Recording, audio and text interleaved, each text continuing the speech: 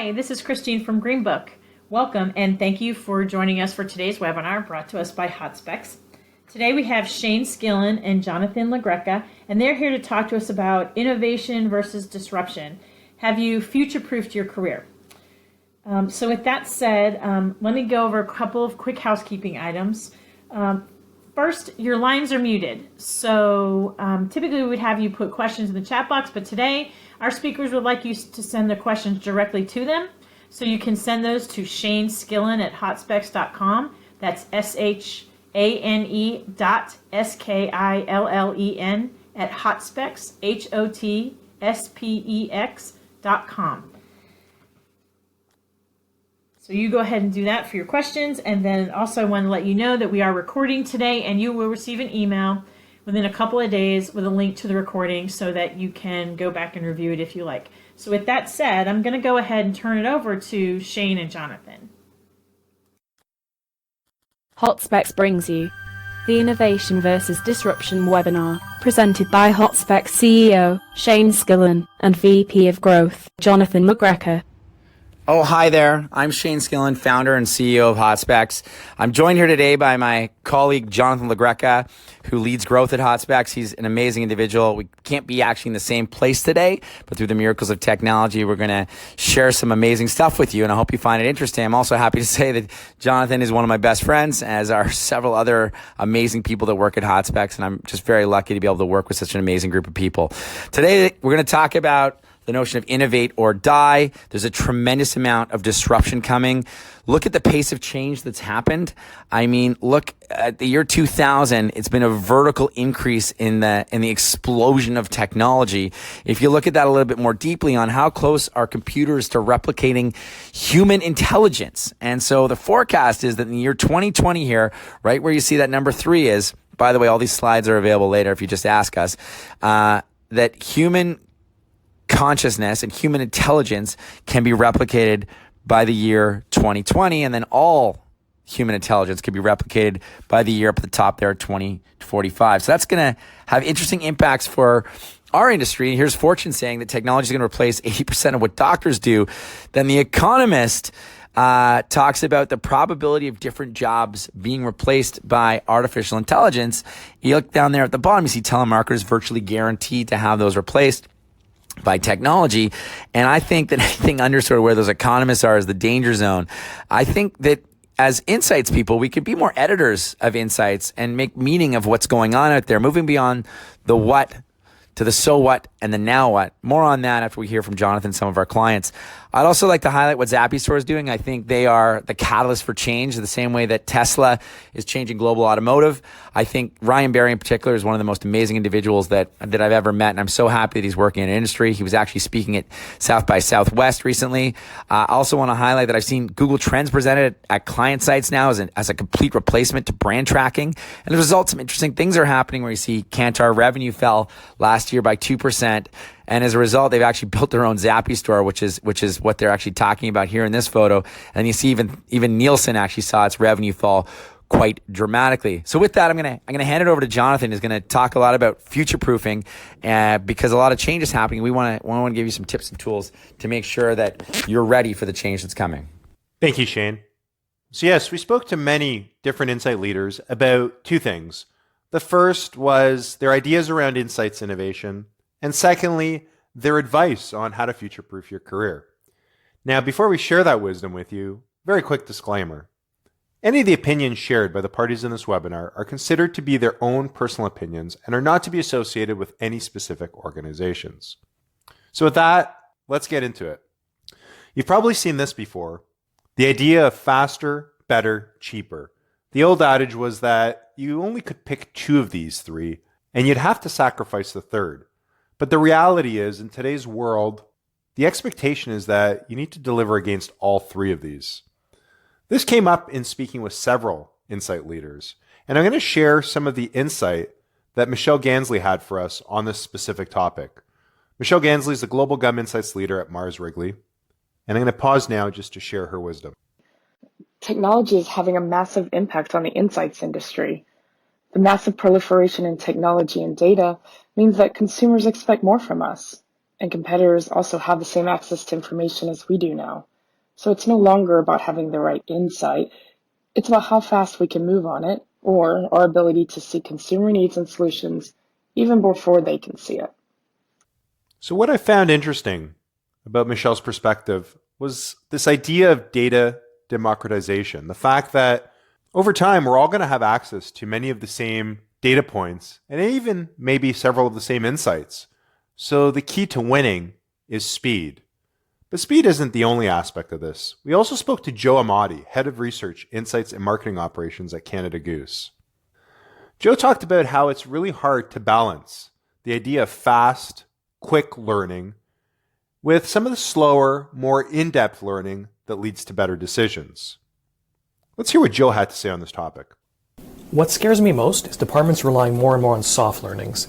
These would be things such as vanity metrics that the digital marketing team can provide, such as click-through rates.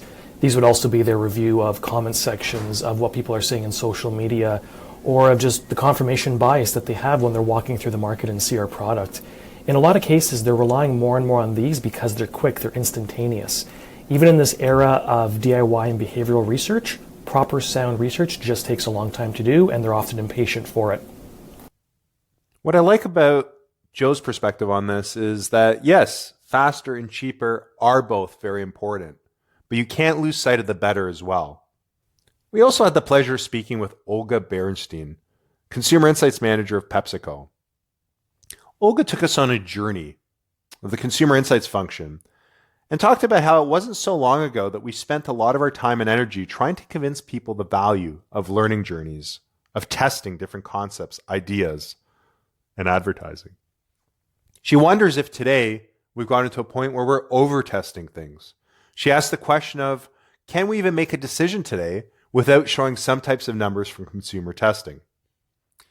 In addition to that, Olga really urged us to think about the type of research we're doing. So yes, it's important to think about faster, better, cheaper, but what type of research are you doing? A lot of the research that we end up doing tends to be validation. Sometimes we move up from that to optimization, but ultimately, Olga challenged us to try to move further upstream, to inspire ideas at the very onset of the creative, innovation, or design journey. Some really good wisdom there from Olga. In speaking with Steve Olson, Consumer and Shopper Insights Manager from Nestlé, he reinforced some of the things that Olga was talking about, finding your way more upstream in the research journey. Let's hear what Steve had to say. The reality is we no longer live in a world where you only get a pick between faster, better, and cheaper. The expectation is that all three of these are delivered. That said, as many of us live in worlds with budget constraints that still demands to deliver more output in less time, one of my fears is that we're always going to have this temptation to deprioritize foundational research over what those priorities are. I really like how Steve reinforced the concept of faster, better, cheaper, but really focused in on the fact that we can't lose sight of the better and we cannot deprioritize foundational research. This brings us to our first key insight from these different conversations that we've had with consumer insight leaders. It's important to move fast, but also find time to create value with in-depth inspirational learning. As Hotspex underwent this learning journey, we wanted to supplement the conversations that we had with different consumer insights leaders with the insights from marketers and innovation and advertising experts. So we spoke to different people in different areas around the world. One of those people was Franck Escudier, International Marketing Director at Danone in Paris. Frank really challenged us to get closer to our consumers. He basically said, we all know there's a gap between what consumers say and what they actually do. The question becomes, how can you get as close to your consumers as possible to truly understand them? Let's hear more of what Frank had to say about this. To get as close to the consumers as you can, don't be afraid to combine different tools and data sets together. You'd be surprised what information you can gather internally and how it can be combined with externally sourced data. So the insight here is to really combine different data sets as well as different tools to try to answer your business question. Sometimes there's not a silver bullet solution, so you actually have to mix different components. I really like how he also talked about the idea of using both first-party data as well as externally sourced data to get to a better insight and to a better solution. We also spoke with Greg Dubesky, Innovation and Program Management Advertising at Amazon. Greg couldn't join us the day of the recordings, so the following clip is from Greg, voiced over by our very own Daniel Taylor. When you get close to consumers, make sure you're paying attention to what they say. I think it was Mike Tyson that said, everybody has a plan until they get punched in the mouth. You need to encourage your teams to be prepared to regularly have customers punch in the teeth of their ideas. Design clear, actionable, and testable hypotheses via a learning plan that actively pursues the hardest, what needs to be true questions. And then you have to be willing to completely scrap your ingoing assumptions if the actual behavior exhibited by customers in the learning phase shatters your ingoing assumptions. If you're going to get close to your consumers, you have to also listen to them. Amazing. Doesn't everything sound better in a British accent? Anyhow, what I really liked about Greg's insights was the fact that if you're going to invest in getting closer to consumers, you better listen to them. And sometimes that means making a tough decision and going against your initial hypothesis. That brings us to our second insight, which is to uncover meaningful insights that drive impact. It's imperative to get closer to your consumers by listening to what they have to say, but also watching the way they behave. On the topic of watching how consumers behave, one of the discussions that came across with several of the insights leaders was that they're wondering whether or not we're becoming overly obsessed with behavioral data and losing sight of the value qualitative insights can bring. We spoke with Clement Bourbon, Consumer and Market Insights Leader from Cirque du Soleil. Let's hear what he has to say on this topic. I have a feeling that the aversion for risk is pushing marketers to take decisions as rational as possible based on past behaviors tracked across dozens of platforms, and that they forget the boldness marketing must embody sometimes, the barriers that have to be pushed, even against what common sense would suggest, to generate tremendous reactions. Campaigns that are regarded as iconic across the industry have always been beyond what people expected, so clearly beyond the way they behaved. Creativity based on a strong qualitative understanding of the industry must remain key. So, very interesting perspective from Clement. This idea that we need to move beyond just data and really continue to encapsulate the boldness that marketing has embodied over the years to drive incredible campaigns, incredible ideas, and so forth. Another person we had the privilege of speaking with was Tiffany Yokis, VP of Strategy and Insights at Ricola. Prior to joining Ricola, she actually led the initiative to embed the laws of growth and marketing sciences within Mondelez. Tiffany had a very interesting perspective about the need to inject consumer empathy into the data discussion. The danger of all of this is that we become more and more incapable of doing anything without a data point. Mavericks and would-be fools with ideas, empathy, and instincts are the ones who change the world. That is really the only thing we as humans are likely to bring to the table as AI and robotics flourish. As you can see, Tiffany echoed many of the sentiments we've heard already, both from Olga from Pepsico, as well as Clement from Cirque du Soleil. I really like how she talked about the importance of creativity as a way of future-proofing our career, which we'll get more into shortly. And to wrap up this discussion on the over-reliance on data, we spoke to Kristen Griffith, Associate Director of Insights at Clorox. She said that more data does not necessarily lead to better decisions, as we've heard before from several insights leaders today. Kristen implores that we need new approaches to data integration that remain focused on the consumer perspective when determining how to leverage available data. This brings us to our third insight, which is don't completely lose yourself in the data. Mixing consumer empathy and qualitative understanding. We also spoke to our consumer insights leaders to get their advice on selling through new innovative methodologies.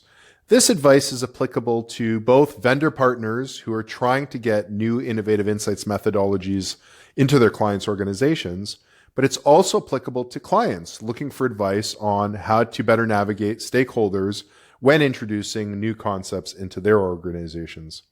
We spoke to Joe from Canada Goose, and his advice was quite good. He said, do your best to understand how decisions are currently made and the role that these new methodologies or viewpoints can play. He really stressed the point that anything you bring into the organization needs to be assimilated into the current ways of working, or it'll be much harder to take root. Olga from Pepsi had similar advice. She said that pitching a new tool without knowing about a specific, tangible application for it in the near future is always tougher. When we spoke to Kristen from Clorox, she had some really interesting advice, and we have our very own Hotspex Sue Parker doing the voiceover because Kristen wasn't available for us the day of the recordings. Here's what Kristen had to say. Be patient. Remind us of your solution several times. We may not bite immediately because it isn't solving a problem we are currently working on. But at the same time, we likely have forgotten about it once the need does arise. So as you can see, very similar advice from several insights leaders when it comes to introducing new methodologies. It's so important to be fit for purpose. It's all about timing. It's also all about really finding a way to fit into the lives of either your clients or your stakeholders and understand how they're doing things today. In addition to getting the timing right when introducing new insights innovation, communications is key. Clement from Cirque du Soleil had a very simple message. Be clear. Try to stay away from making things too complex, and please don't bury people under frameworks. Michelle from Mars had a similar message, and she pointed to the fact that the proliferation of technology-based insight suppliers is staggering. Her advice was find a way to break through the clutter with a simple and distinct message about what's unique about your offering. Steve from Nestlé said, think big, start small, move fast. And as important as it is to start small with some sort of a pilot project and to move fast to build credibility, you always want to communicate the think big piece, which is really how are you solving your stakeholder or your client's problems with this new solution. Lastly, we got some really interesting insight from Tiffany. She suggested taking your company culture into consideration. Trying to figure out whether or not your company is one where there's a culture where it's a fear of missing out or a fear of failure. And depending on that, tailoring your message and communication track. So ultimately, the fifth key insight here is you need to communicate your unique proposition and how it will specifically help your key stakeholders. The last question that we asked our insight leaders was their best advice when it comes to future-proofing your career. One of the key insights that came across a lot of the different answers that we got was there's this real need to raise our digital IQs. Speaking with Kristen from Clorox, she talked about how the fact that market research is converging with the related fields of consumer experience, data science, and analytics. She said that more and more of our jobs as insight professionals will be to decipher the signal out of behavioral data and then to combine that with new techniques that help diagnose cause. Clement from Cirque du Soleil reinforced this idea of searching for a signal. He told us that it doesn't mean that only the big picture matters. Au contraire, he said that some details are almost as important, even more important than the big picture. Your value will reside in your ability to detect these details and to convince people of their importance. Then when we spoke to Greg from Amazon, his advice was in addition to being a specialist, you need to think like a generalist because a generalist is a path to thinking more like a general manager. He said that marketers should understand the consumer, but also the business, as well as the tech product impact of different decisions. This leads us to our seventh insight, which is you need to be able to see the big picture, but also pay attention to very subtle details. You need to continue to work on your craft as a specialist, but also build out your skills as a generalist. There is also a reoccurring theme around the importance of continuing to learn. Tiffany from Ricola said, don't bury your head in what's comfortable, push outside your comfort zone. Whereas Joe said, stay open-minded, never stop learning. Olga from Pepsico said, keep learning, learning, and learning. And Steve, when asked about how to future-proof your career, said, I think we need to treat ourselves with the same types of approach that we treat our brands. Keep assessing that landscape every year and charting out what you need to do and how you need to change over the next few years. I think this is some really solid advice. And that advice gets us to our seventh insight, which is to stay relevant, you need to keep learning and pushing yourself outside of your comfort zone. In addition to that, Olga from PepsiCo had some really good advice that I want to share with you. Stay current. Methodologies and suppliers change all the time. Keep learning, learning, and learning. Also, always have a point of view. Take a stance. Be vocal, especially when your opinion differs from everyone else's. That's when it just might be the most important one. So important to constantly have a point of view. Even if you're not expected to share it, always be ready with it. And while it's important to have a point of view, even when you're not expected to share one, it's so important to be able to build trust and credibility at every touch point that you have. When we were speaking with Joseph Chen from Mondelez, he talked about how you need to think beyond just that specific learning plan or that specific business question that you're trying to solve, and think about how you're creating trust and credibility across every touch point. In speaking with Mark Bertrand from Molson Coors, he said that trust and credibility are completely linked to one another. He talked a bit about that constant journey of building and reinforcing the credibility of the insights function in order to support and lead both strategical and tactical conversations with stakeholders. Here's a little bit of what Mark had to say about that topic. Make sure to spend more time with a diverse group of internal stakeholders and external strategic partners that excel in the areas you don't have as much expertise in. This will put you at the heart of opportunities and challenges that the business may encounter. I just love that idea of spending time with people that have expertise to help you grow more. One of the things that Mark went on to say was it's so important to be transparent with both new and legacy partners and bring them as close to the challenges you face so that they can help you tap into new ways of thinking and doing. That basically summarizes our 9th insight, which was think long game and always build trust and credibility. And now moving into our final insight, it echoes something we talked about earlier, this idea of consumer empathy and the importance of building trust and credibility with others. Ultimately, you need to remember that you're in the people business. Speaking with Tiffany at Ricola, she said, communicate and collaborate. If the machines are talking to one another, we better do the same. Michelle had a similar sentiment to say, don't forget human insights and empathy is still at the heart of our industry. Without deep understanding and empathy for people, the data means nothing. And lastly, I want to share a clip from Joseph Chen, Insight Leader from Mondelez, that really wraps this topic up nicely. I do think you have to demonstrate passion in your role and your business. I think you have to love what you do. This will show in your day-to-day interaction with your business partners, and they will want to be around you and develop the business together. So you heard it there from Joseph. Really, if you love what you do what you love, it's going to make people look forward to working with you. That's really great advice when it comes to future-proofing your career. Thanks, Jonathan. That was a great job. Really also great that you were able to rally all those wonderful clients to share their views on meaningful points of advice for all of the wonderful people listening to this webinar about future-proofing, which is where I want to take us to next. The idea of future-proofing Hotspex, and what I view my job as the chief innovator, chief future proofer. And thankfully we've got a wonderful team at Hotspex around us that we collaborate on to do exactly that. And it's great that the team is so innovative because, we don't always get it right. A lot of times we fail. And thankfully, we've got a patient team that every morning comes in curious about what the future holds and how we can push the bounds of what insights and what Hotspex can do. So many of you might have know that we're very focused on intellectual property development at Hotspex and on the non-conscious. That all comes down to this map that we've had for about 10 years that many of our clients call the unified theory of brand. To upgrade it, we actually brought amazing behavioral scientists on, such as Dr. Dan Young, who was at P&G for 30 years, to actually help us create a new implicit methodology, which many of our clients have told us is the best one in the world, which is great because we invested a considerable time, money, and brain power in it. The map, works with heat, which you may have seen before. The hotter it is, it's the higher percentage of people feeling that about the map. Or about the emotions that are actually on that map.